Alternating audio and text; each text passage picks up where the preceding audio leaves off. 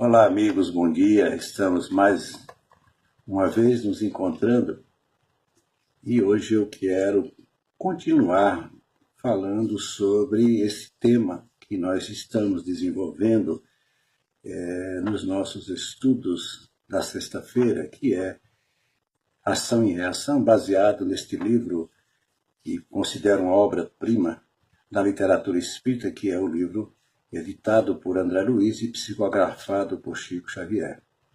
Então, quando a gente fala de ação e reação, a gente não pode esquecer do que seja a lei.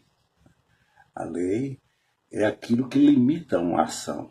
Todas as vezes que você se exceder naquilo que você faz, você estaria ou está violando uma lei. Mas existem a lei de Deus, as leis de Deus e as leis dos homens. As leis de Deus são imutáveis. Por quê?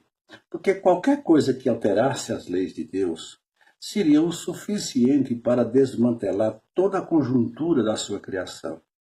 Então Deus é uníssono, Deus é único, é onisciente, onipresente e onipotente. Mas, em contrapartida, existem as leis secundárias, que são as leis dos homens. Essas leis, elas são imperfeitas, porque o homem ainda, no atributo e na execução, e até mesmo na idealização dessas leis, ele usa fatos ou circunstâncias da imperfeição. Veja que de um país para outro, de um lugar para outro, as leis mudam.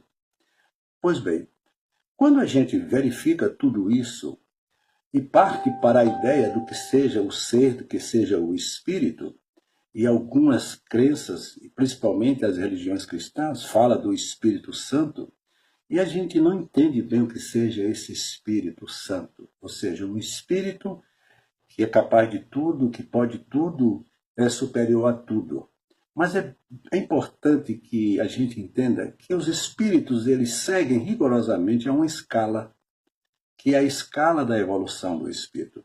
Ele começa na condição de um espírito imperfeito, cuja ignorância, ou seja, a falta de conhecimento, ele tem uma grande predisposição para exercício ou execução do mal.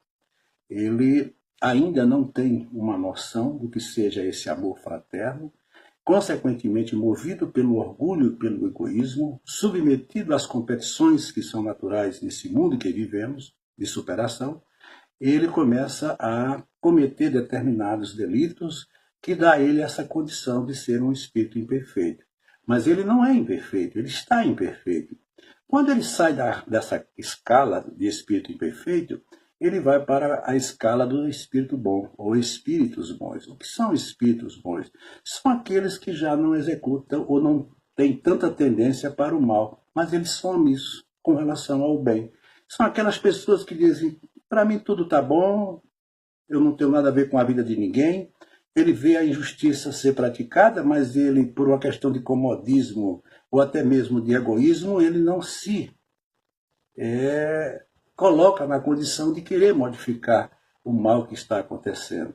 São aqueles imparciais que se acham as pessoas isoladas de tudo, quando na realidade o projeto não cabe essa condição. E finalmente chegamos à escala dos espíritos puros. Esses sim, são espíritos que já não têm nenhuma tendência ao mal.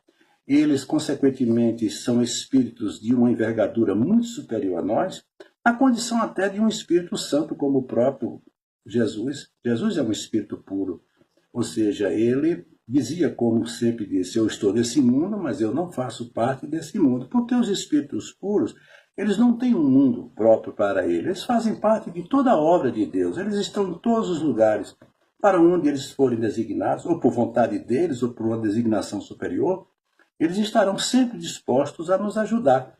E Jesus foi e é esse espírito puro. Mas veja que ele não se colocou na condição de ser superior a nós, quando ele disse, podereis fazer o que eu faço e muito mais, dizendo-nos que um dia ele foi um espírito imperfeito. Ele evoluiu com o próprio esforço dele e, consequentemente, ele hoje está na condição de ser um grande auxiliar, ser um mestre que está ensinando a cada um de nós como alcançar a condição de ser um espírito puro. É difícil, com certeza, é uma jornada muito longa, uma encarnação só não seria suficiente para a gente conseguir e alcançar tantos objetivos. Por isso é necessário os processos da reencarnação. É como um aluno que está indo e voltando para a escola e cada vez que ele volta, ele tem uma oportunidade de se aperfeiçoar naquilo que ele faz. Por isso é muito importante, gente, que se pratique o bem, que ajude as pessoas, que não sejamos tão indiferentes ao sofrimento alheio. Uma das maiores e mais importantes propostas do processo evolutivo é a de servir e de ajudar aqueles que precisam. Esse é o sentido. É o mestre querendo que o seu aluno seja tão igual ou mais do que ele. E aqui fica essa nossa observação, essa nossa mensagem. Hoje estaremos mais uma vez lá no Chico Xavier, falando exatamente disso e de tantas outras coisas que são importantes para o nosso desenvolvimento. Um abraço e até lá, até às 20 horas, quando estaremos juntos.